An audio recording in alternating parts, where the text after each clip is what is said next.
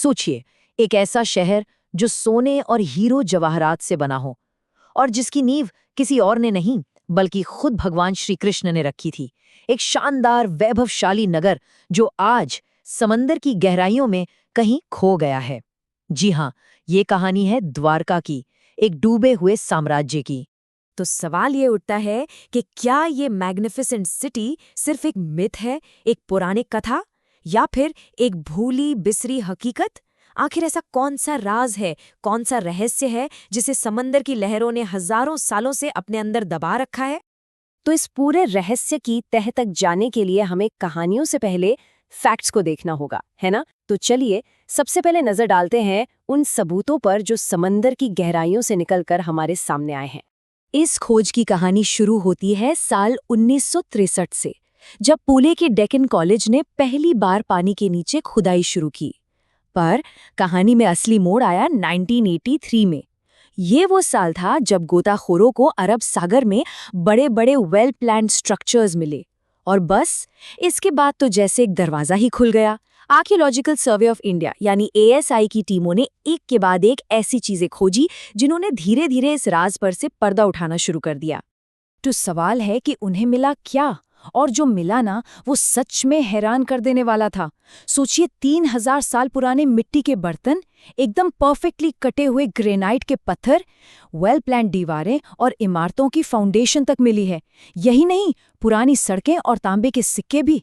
अब देखिए, ये सिर्फ कुछ टूटी फूटी चीजें नहीं थी, नहीं, ये सबूत थे एक एडवांस्ड और खुशहाल सिविलाइजेशन के, जो कभी इसी जगह पर आबाद थी।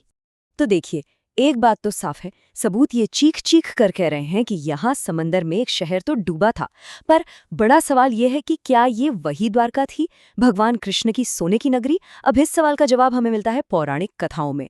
तो चलिए अब जरा उन कथाओं को भी खंगालते हैं कि आखिर इस शानदार शहर को बनाया ही क्यों गया था। पुराणों में, खासकर हरिवंश पुराण में जिक्र आता है कि कैसे जरासंध के बार बार के हमलों से मथुरा पूरी तरह अनसेफ हो गई थी।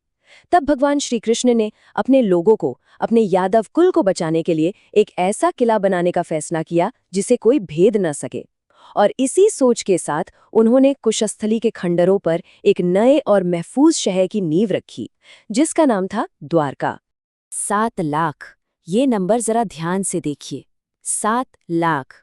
महाभारत में लिखा है कि द्वारका में सोने, चांदी और कीमती पत्थरों से जड़े हुए पूरे 7 लाख महल थे। सोच कर देखिए जरा, ये सिर्फ एक शहर नहीं था, ये तो एक जीता जागता चमत्कार था जिसे खुद देवों के शिल्पी विश्वकर्मा ने अपने हाथों से बनाया था।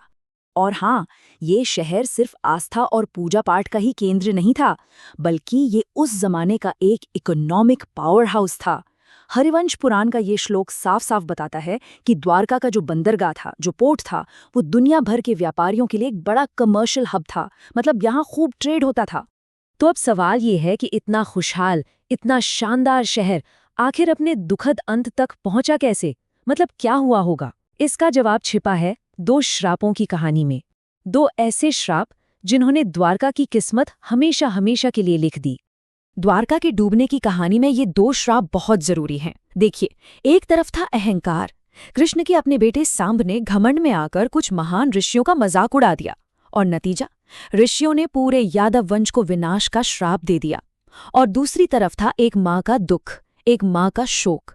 महाभारत के युद्ध में अपने 100 बेटों को खोने के बाद गांधारी ने भी कृष्ण और उनके पूरे कुल को आपसी लड़ाई में खत्म हो जाने का श्राप दिया। बस इन 2 घटनाओं ने द्वारका का भविष्य तय कर दिया। और वो श्राप सच हुए, भविष्यवाणी सच साबित हुई।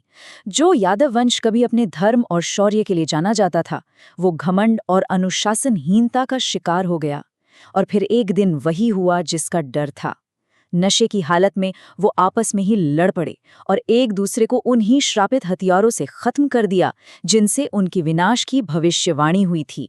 अपने ही लोगों ने अपने ही कुल का सर्वनाश कर दिया। अपने पूरे कुल का ये हश्र देखकर श्री कृष्ण ने भी इस संसार से विदा लेने का मन बना लिया और वो एक जंगल की तरफ चले गए। और कहते हैं कि जैसे ही उनके कदम इस धरती से उठे, समंदर आगे बढ़ा और उसने द्वारका की उस सुनहरी नगरी को हमेशा के लिए अपनी लहरों में समा लिया। लेकिन कहानी यहाँ खत्म नहीं होती। द्वारका का विनाश जरूर हुआ, पर उसकी कहानी, उसकी लेगेसी आज भी जिंदा है, और ये हमें बहुत कुछ सिखाती है। द्वारका का डूबना उसका फुल स्टॉप नहीं था, बल्कि एक नए चैप्टर की शुरुआत थी। ऐसा माना जाता है कि ये शहर 1 नहीं, 2 नहीं, बल्कि 6 बार डूबा और 7वीं बार इसे फिर से बसाया गया। जरा सोचिए, इसका बार बार बनना ये दिखाता है कि ये आस्था का कितना मजबूत केंद्र रहा होगा, एक ऐसा सिंबल जिसे कोई मिटा नहीं सका। और आज जो हम द्वारकाधीश मंदिर देखते हैं या आदि शंकराचार्य जी का स्थापित किया हुआ शारदा पीठ, ये सब उसी अटूट विश्वास और रिजिलियंस की निशानी है। द्वारिका में भगवान कृष्ण का एक और नाम बहुत मशहूर है, रणछोड़ जी। रणछोड़ यानी रण को, युद्ध के मैदान को छोड़ने वाला। ये नाम उन्हें तब मिला जब उन्होंने जरासंध से अपनी प्रजा को बचाने के लिए युद्ध से मुंह मोड़कर मथुरा छोड़ दी थी।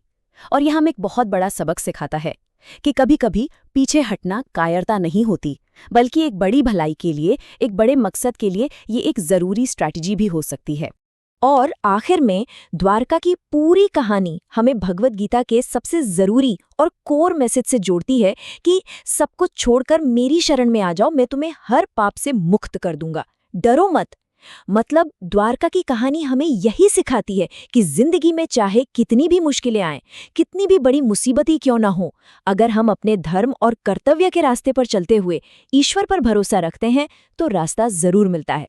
तो द्वारका की ये कहानी हमें सोचने पर मजबूर कर देती है ना? समुंदर में खोए इस एक शहर की कहानी, इसके बनने और बिगड़ने की ये पूरी दास्तां आज के दौर में हमें घमंड, किस्मत और हर अंत के बाद होने वाली एक नई शुरुआत के बारे में क्या कुछ नहीं सिखा सकती।